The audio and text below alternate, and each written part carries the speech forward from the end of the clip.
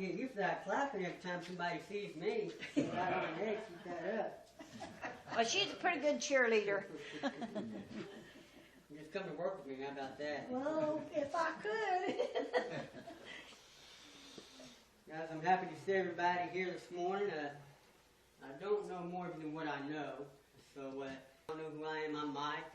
Lonnie, his brother Larry, is my manager at Meeks there in Mountain Grove, and that's kind of how I got tied in with him. And before that, this is where I went quite often. And God called me off to be a pastor of a church out in Norwood some time ago, and now I just kind of go as needed. And so this morning, you guys are stuck with me, and tonight, so ha-ha, joke's on you. But it is good to be here, and I am glad to be here. But before we get going, let's bow your head with me in prayer. Father, one more time today, I just thank you for all many blessings you've given me. And Lord, I look back at my life, Lord, I'm so humble. I'm so thankful for what you've done for me. From not worth the coat on my back, nor the shoes on my feet. But Lord, this morning I ask that you move me out of the way. Lord, I personally don't know how to deliver a message without you.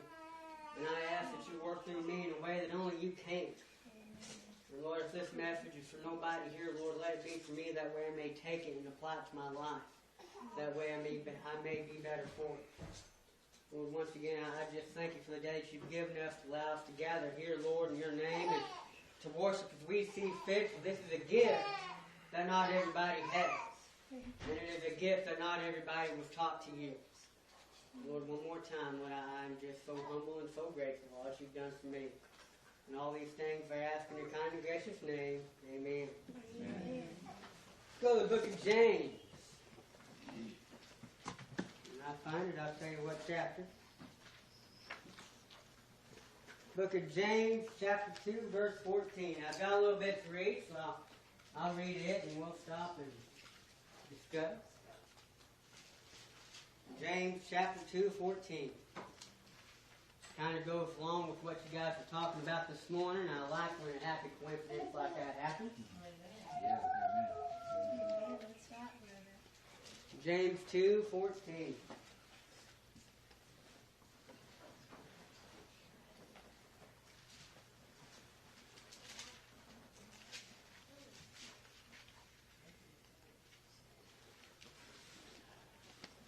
Alright.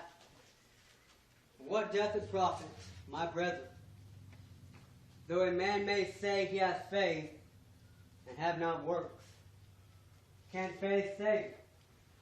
If a brother or sister be naked and destitute of daily food, and one of you saying to them, depart in peace, be ye warmed and filled, notwithstanding ye give it to them not, but things of which are needful to the body, what doth it profit?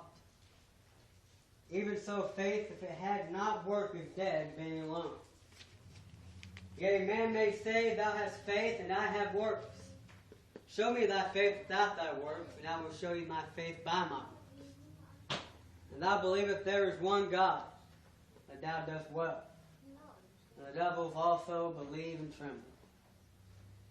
Wilt thou know, O vain man, that faith without works is dead? You guys, I want to stop there. I'm going to stop there, whether you guys like it or not.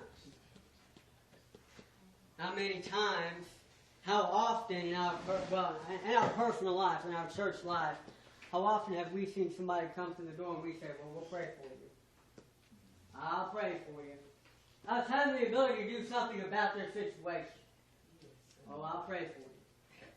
Guys, that's all fine and dandy, but every now and then we need to go that extra mile and actually do something about the situation, amen? Right. Every now and then, whether it be we need to dig into our pocketbooks, we need to take them dinner, we need to go visit them. More times than not, they walk out the door with it, I'll pray for you. Be ashamed of yourself. Be ashamed. God called us to do so much more than I'll pray for you. And when I say that, I'm not meaning it in a derogatory way by any means. I'm saying it as a, guys, take your Christian lives a little bit more seriously than I'll pray for you. Yes. Understand the calling that God has you to do.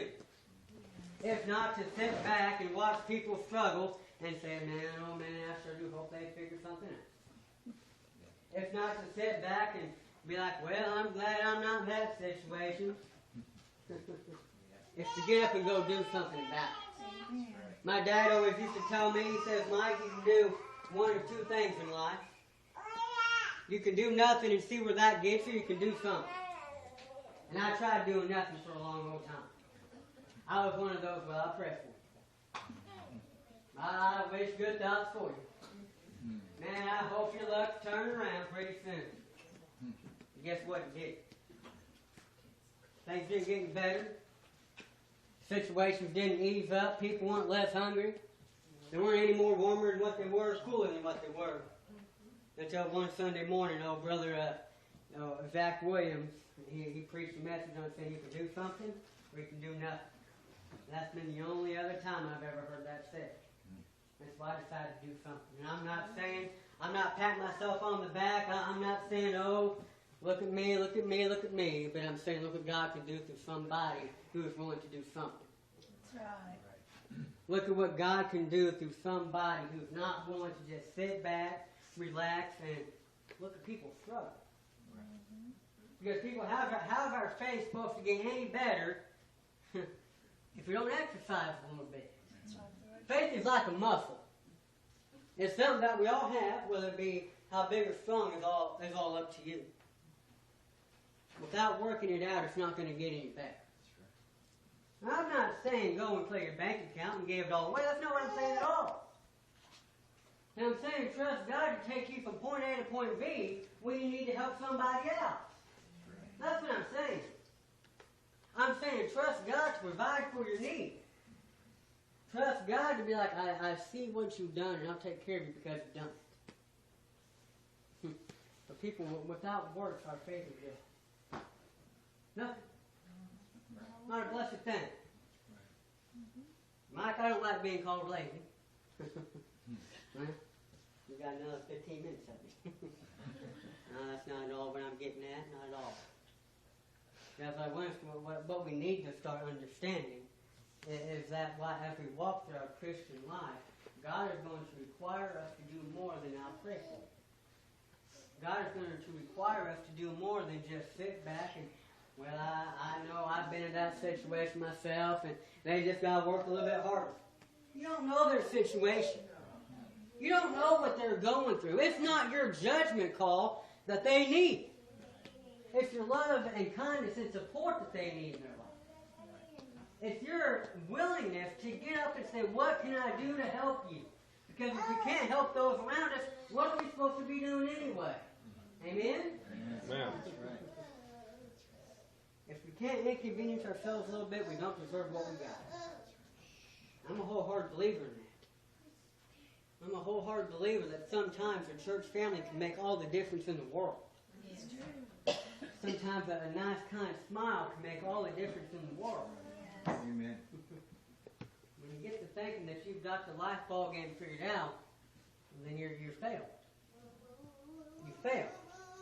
And I haven't been on this life for long enough to really know a whole lot of anything, but I know that without God leading and directing your path, you're not going to make it anyway. Amen. But I've got to have the works to go along with my faith. Yes. I've got to have the works to really see the blessings of God. And we get so caught up in day-to-day life. We get so caught up in who's preaching the message and what they're coming from and where they're from and who's sitting next to us that we totally miss the blessing that God has for us. Well, we get so caught up in that. We get to looking around in our weekly life. And we look to the left, we look to the right, and we just see the waves crashing down upon us. We totally miss that God's parted the waters for us to walk through. We totally miss that little fun fact. We say, I don't know how I'm going to combat this, I don't know how I'm going to combat that. Having the works to go along with your faith is the first step. Trusting in God to lead you through your actions is the key. To take action in a situation in your life. Now, and I'm not saying, guys, go all willy-nilly and just do what you feel like. But take a step out knowing that God's going to direct your footsteps. Yes. take a step out knowing that God, if you include God in your actions and you do the works that He needs you to do, that He's going to take care of you anyway. Yes, He will. Did we ever think about the reason that our country is in the condition that it's in, or the world that is in the condition that it's in? It's because we're not having the works go on for faith.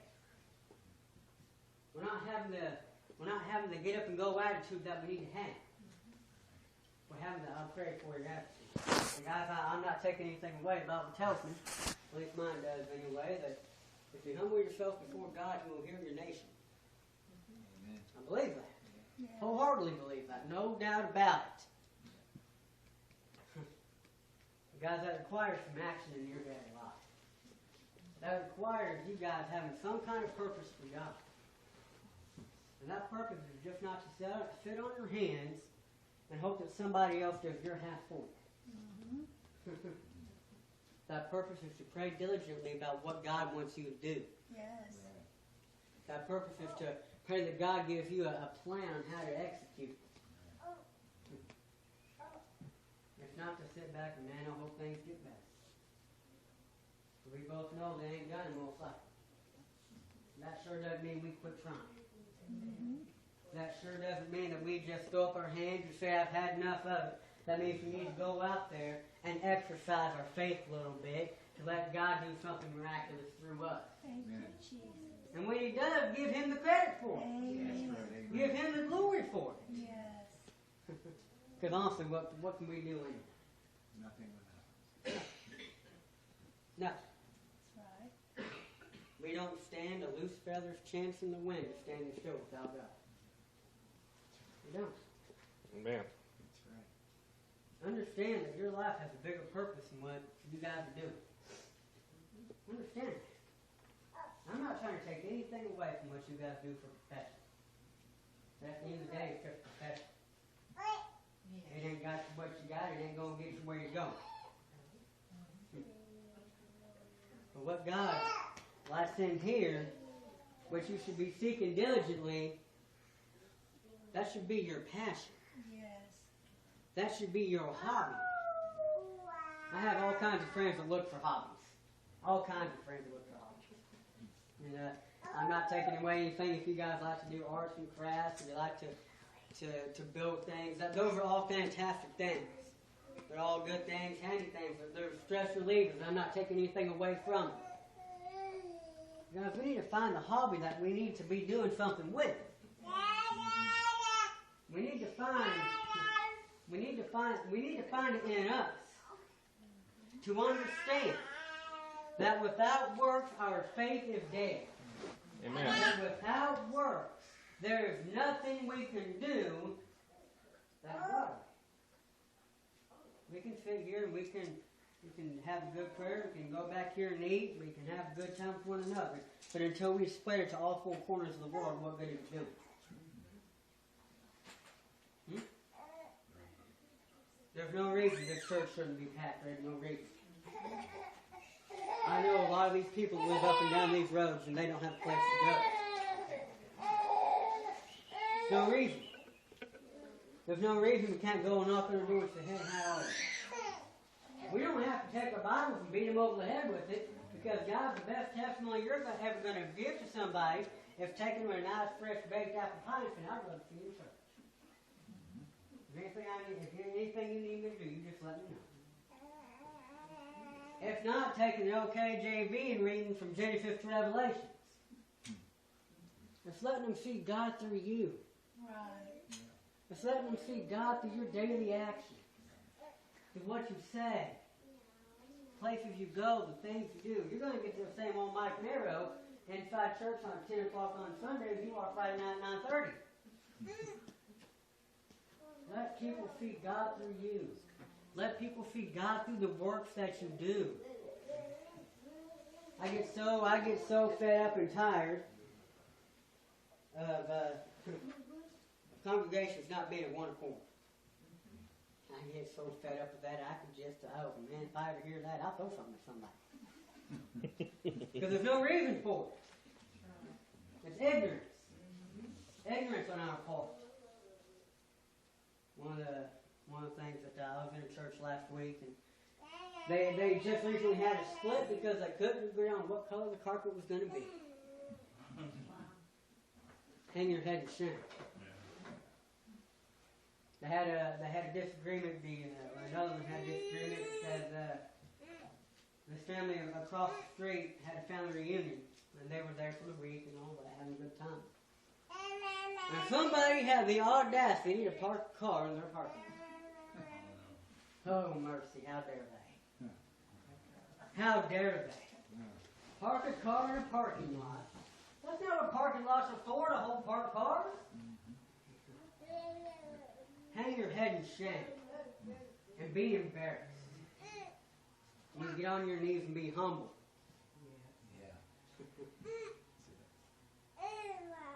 Let your work show the kind of faith that you have.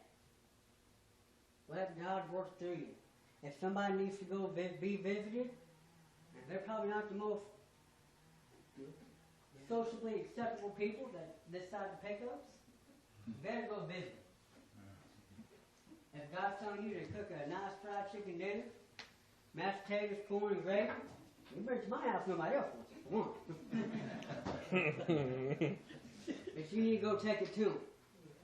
You ought not to worry about what those people around you think. Because if they think poorly over something that you're doing for God, that's on them, not you. Amen. They'll have to answer for that one day. Whether it be today, tomorrow, next year, or next month, they will have to answer for that in this life or the next. People will not have enough work to go on for faith. I'm not smart enough to preach a complex message. I'm all about the basics. The people, we've gotten away from the basics. We've gotten away from the love one another as you love yourself and give freely because it was freely given unto you. We've gotten away from that. We've gotten away from when people come up to the altar to pray that we've gotten away from coming to pray with them. But instead we sit back and I'm not saying all the time, we sit back and think, man, oh man, I wonder what they done. Man, oh man, I wonder what they're going through. Instead of going up there and praying about it with them. We've gotten away from the works. Without the works, nothing works. That's right.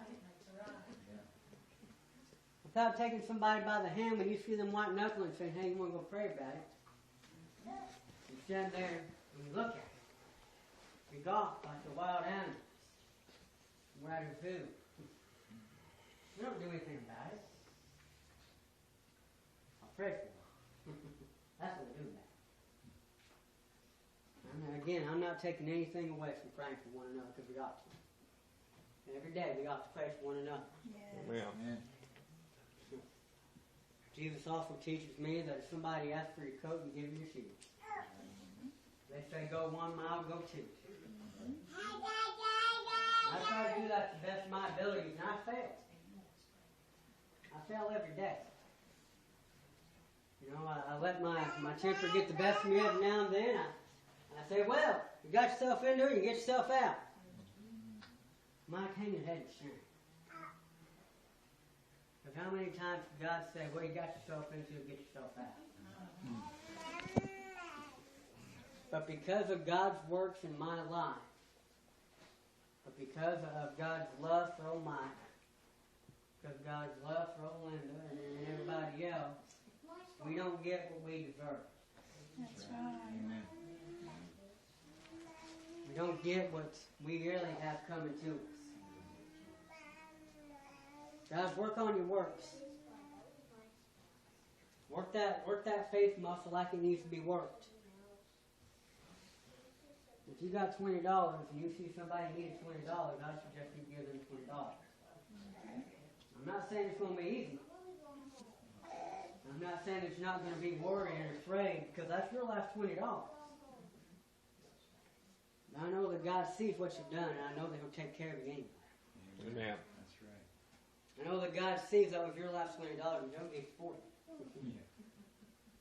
I know that God is a loving and merciful God, but you've got to prove to be loving and merciful to other people. Amen. That's right. You can't look at Him in disapproval. Now, I don't like everything that everybody does. Just like people don't like everything that I do. But at the end of the day, your actions between you and God and not you and them. But your actions can sure impact the way they view church and the way they view God. That's right. Now, you don't have to turn there. I'll give you a nice narrow version of it. I know it's a lengthy passage, but in the book of Luke, in chapter 8, verse 44, it talks about a woman that had a blood issue for 12 years. And the doctors, nobody could do nothing for her. But she caught word that Jesus was coming to town. She says, I know that if I could just get to him and touch the hem of his garment, I'll be healed. I know if I can do that, I will be healed. And guys, Jesus was famous. By that point in time, they knew who Jesus was. People loved him.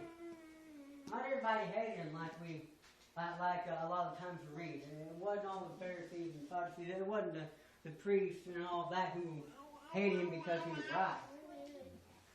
People seen what Jesus done. People followed him. They clung to him. This woman says, if I could just get close enough, even if I could just touch the fabric on his clothes, I know I'll be healed. And so as he's walking through town, the disciples were gathered around him. I imagine as his bodyguards almost, so he can make a way to walk. And this woman, I could just imagine she don't weigh 100 pounds soaking wet. You know, she's probably getting beat and banged up. And she said, I just got to get to him. I just got to get to him. And he either stops and pauses or he slows his pace down a little bit. But she reaches out her hand and she touches him with the garment. Then he stops and said, who touched me? Who touched me? Disciples say, Lord, you're crazy because look at all these people. Somebody's got to be touching us. He says, no. I felt virtue leaving. I want to know who touched me. The crowd kind of scattered, and this old little lady, this woman came forth and said, well, Lord, it was me. For I knew if I could just touch the hem of your garment, my issue would be healed. He scoops down, and I don't know if he scooped down and helped her up, but he's probably jumping, so I say he did. Helps her up and says, the lad, Mr. Faith has made you whole and you are healed. Go your own way. But people, what I want us to understand, it wasn't the garment that had the power to heal. Amen. That piece of fabric had nothing to do with it. Amen. It was her faith knowing that if she could just be around him, she would be healed. Amen. Right. But guess what had to come with that? A little bit of work. She had to get to him. She had to move in ways I'm sure was uncomfortable. She had to walk at a faster pace that I'm sure caused her to be winded and sweat and to be tired. She had to work for that. And people, the same principle applies for our life. We've got to work for a blessing. We've got to work for healing every now and then. Yes, that's right. We've got to take it upon ourselves because sometimes nobody else will. We got to go out and we got to reach the cloak of his garment every now and then. Yes. And have faith that it will be all right. Mm-hmm. And sometimes God will stop and you'll hear him say, who touched me? And every now and then it might be in a bawling out sob fest. It might be in, Lord, it was me. And he says, for your faith has made you whole. Get up and go your way. Mm-hmm. In our own personal life. And if I don't strike somewhere here, there's something wrong. You need to come talk to me. You need to come talk to somebody. Because without works, our faith is dead. Yes. Without the ability to want things to get better in our church life, without that want and the need things to get better in our home life, guys, it's not going to get better. And I'm not saying that you guys are doing something wrong, but guys are doing something wrong because we don't have to have church outside. I'll be straight up. We're doing something wrong because I can walk through the aisle. Now, guys, I'm happy to hear everybody here don't think wrong. But I want to have to be stepping over people because there's not enough room. I want to have to walk all the way back there and up against so everybody can hear me. But without work, that's not going to happen. Without work, without the faith that God can do that, it's not going to happen. And we've got to stop worrying about if their agenda matches our agenda. We've got to throw both of our agendas out the window. We've got to get rid of it. But if we do what God needs us to do, we don't have to have it. It's pretty simple. If we do what God is calling us to do, we don't have to have bylaws. There's no need for doctrine because the Bible is our doctrine. Amen, brother. There's no need for that if we're doing what we ought to be doing. If we're working like we ought to be working. I'm just saying, at the end of the day, you need to go home and say, God, what do you need me to do? What kind of uncomfortable situation can I be put in for your glory? That's not a fun conversation to have. I like to think I'm a very quiet person. I don't like a lot of attention. This is attention gathering.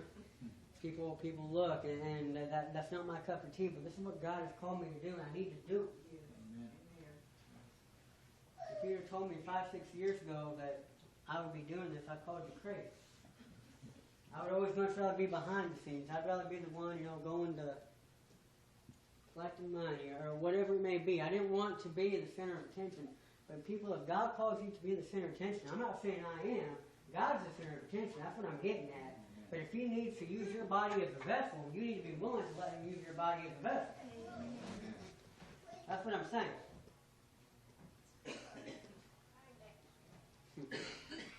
You can't have faith without the works. You can't have works without the faith.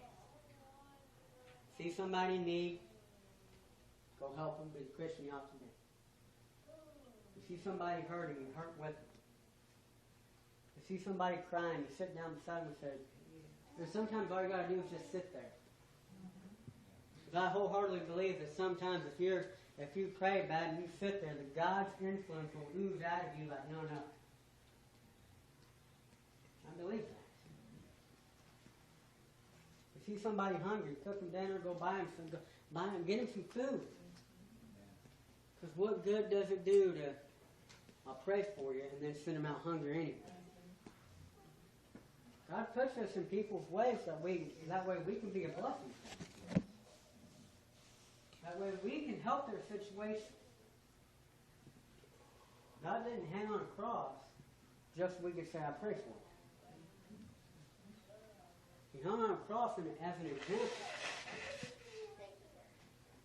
I said, I'm doing this for you, but I expect you to do for others the same thing. Well, I hope that won't ever become a literal translation of hanging on the cross for anybody. I do believe it is a literal translation if you need to do more for others than what you do for yourself. I believe that.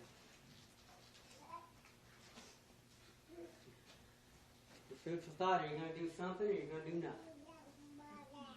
The last words I'm going to leave you with. Does anybody need to pray? That's all.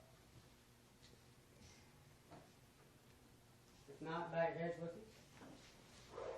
Oh, Lord, I thank you for the day you've given us, Lord. I thank you for the message. Lord, it did not go anyway as I ran through my mind driving here, but Lord, I am so thankful for that. Lord, there are so many times in life where I get a little dazed and confused, and Lord, I don't know what to do. Lord, in those times, I ask that you be a beacon. I ask that you guide me and direct me in everything I say and do, Lord, and allow my actions, though they may not be pleasing to man, will be pleasing to you. Lord, every now and then I know that we all get to go astray every now and then. Lord, I ask that you correct us. And Lord, I'm not asking for correctness in a small way, Lord. If this needs to be in a big way for us to get to where we need to be with you, Lord, then I ask that it's in a big way. Well, Lord, we read about, well, we don't read about, we all have so many heartache and pain and trials and tribulations that we face on a day-to-day basis. And Lord, I can't do a single thing about it. Lord, if there is something we can do about it, Lord, allow us to do more than I'll pray for. Lord, if it takes me, I'll pray for you, Lord. If that's all we can do, Lord, I know that's probably the key anyway. Lord, be with us as we go throughout today. Lord, bring us back tonight. If you decide to tarry that much longer. Lord, if you're going, I think I'm all right with that too. Lord, one more time, I just thank you for all that you've done for me. I thank you for this church and for the church family that's gathered here. And all these things, Lord, I ask in your kind and gracious name. Amen. Amen. All right, I'll be back here at 6 o'clock tonight. Is there any announcements or anything that need to be made before we go? Okay. If not, hope that's everybody at 6 o'clock tonight. Lord Smith.